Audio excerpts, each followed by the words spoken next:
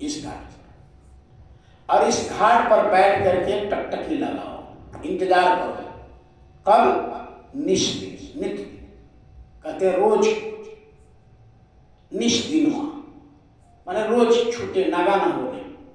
एक दिन नागा होने से एक सप्ताह बैक हो जाता है। एक दिन अगर स्मरण छूट गया, एक दिन माला छूट गया, एक दिन ध्यान छूट गया, तो एक सप्ताह पीछे चले जाते हैं। जो साधक हैं, जिसको चढ़ाई होता है, उनसे पूछिएगा, उसका एक दिन स्मरण छूटना का मतलब हो गया कि जैसे आदमी को गोली नहीं लगता है, किसी वजह से अगर उसका छूट गया तो उसको लगता है कि कुछ हमारा आज भूल गया, बहुत बड़ा नुकसान हो गया। जो प्रांगत हो गया है साधना करने में, जिसको रस ऊपर से प्राप्त होने लगता है, उनका उनके लिए ये बात है। जब तक रस नहीं मिलेगा तब तक 10 दिन छूट जाए, 1 महीना छूट जाए, कोई फर्क नहीं पड़ता है। लेकिन जिसका दृष्टि रुकने लगा, ऊपर उधर से थोड़ा सा भी आनंद मिलने लगा, तो वो किसी न किसी तरह समय निकाल करके अपना करेगा। तो इसलिए महापुरुष कहते हैं, महात्मा कहते हैं कि कभी तुम नागा मत करो। गुरु महाराज भी कहते थे कि कभी नागा नहीं करो। नागा करोगे, नागा करते करते मन का एक काम है, नागा करवा देगा, और ये नागा कराते कराते कराते कराते माला भी छुड़वा देगा, घाट पर ही नहीं पहुंचेंगे। तो इसीलिए साल में ये आते, छठी माता का व्रत कि साल में लोग कहीं रहे घाट पे आते हैं। मतलब कि ये यहाँ अपने घाट पर नित्य दिन कर, इस काया के घाट पर निश्चित माने रोज यहाँ ध्यान लगाने के लिए, यहाँ स्नान करने के लिए, इस नदी में आने के लिए महात्मा गुरु महाराज भी बताते रहे इसी बात को अपनी भाषा में कि रोज आप यहाँ करते रहो।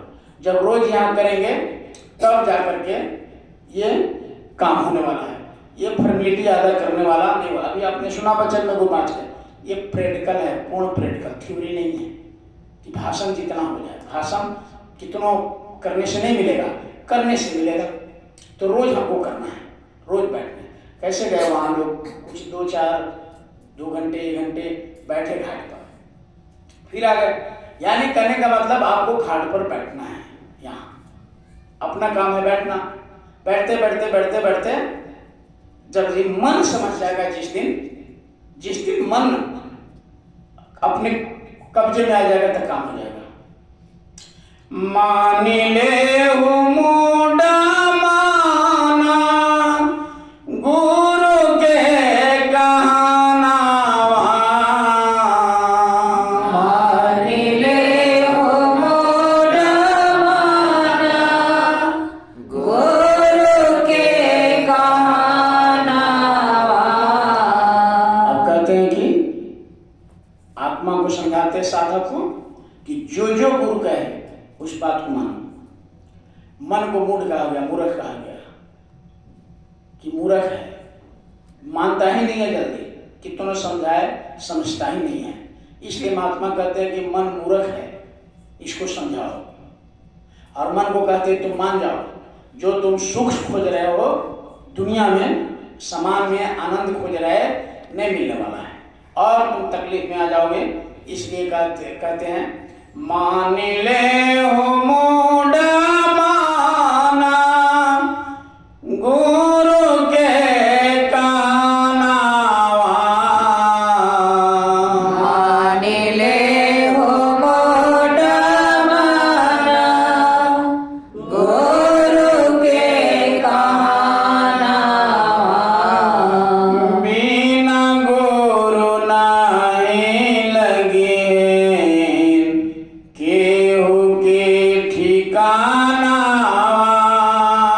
बिना गुरु नाही लगी है केहू के ठिकाना। मन को समझाते कि देखो, बिना गुरु के किसी का काम नहीं हुआ। चाहे कोई भी साधक हो, जो भी महापुरुष से मिला तभी पहुंचे। कोई भी आज एक भी इतिहास नहीं मिलता है कि बिना गुरु का कोई इस भव सागर से, इस मृत्यु लोक से अपने आत्मा को उस परमात्मा से मिला दिया हो। आत्मा को परमात्मा से मिलाने के लिए ये बिना गुरु का संभव नहीं है। इसलिए कहा गया कि गुरु ब्रह्मा गुरु विष्णु गुरु देव महेश्वरा, गुरु साक्षात पारब्रह्म तस्मै श्री गुरु नमः। पूरे रामायण में हर शास्त्र में गुरु की महिमा इसलिए कहा गया। कबीर साहब तो गुरु से भगवान से गुरु को बड़ा बता दिया, तुलना कर दिया कि भगवान जो है गुरु से बड़े नहीं है, गुरु भगवान से बड़े हैं। कहा कि गुरु गोविंद दो खड़े। अगर भगवान और गोविंद यानी गोविंद भगवान और गुरु, गुरु गोविंद दो खड़े, गुरु खड़े हो वहीं पर भगवान खड़े हो, और आप वहां आ गए तो किनको प्रणाम करना चाहिए? साफ कहते हैं कि गुरु गोविंद दो खड़े, काको लागू पांव, अब भले हरि गुरु आपने गोविंद ये लगा। बिना गुरु के पते नहीं चलेगा कि भगवान कौन है। गुरु ही बताते हैं कि देखो इनको नमस्कार करो, इनको प्रणाम करो, ये गुरु, ये भगवान है। गुरु ही ज्ञान देते हैं, गुरु ही उसका दर्शन कराते हैं, गुरु ही पहले मिलाते हैं। तो जब गुरु नहीं होते तो भगवान से नहीं मिल पाते, इसीलिए कहते हैं गुरु बिना नहीं लगे कहीं पे ठिकाना,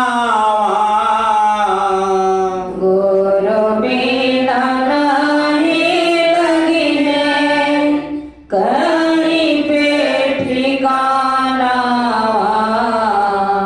जितने मंडल हैं सब जगह गुरु का दर्शन होता है। अगर गुरु मंडल में नहीं रहे तो कोई नहीं जा सकता ऊपर। इसलिए कहा कि गुरु हर मंडलों में जरूरत है।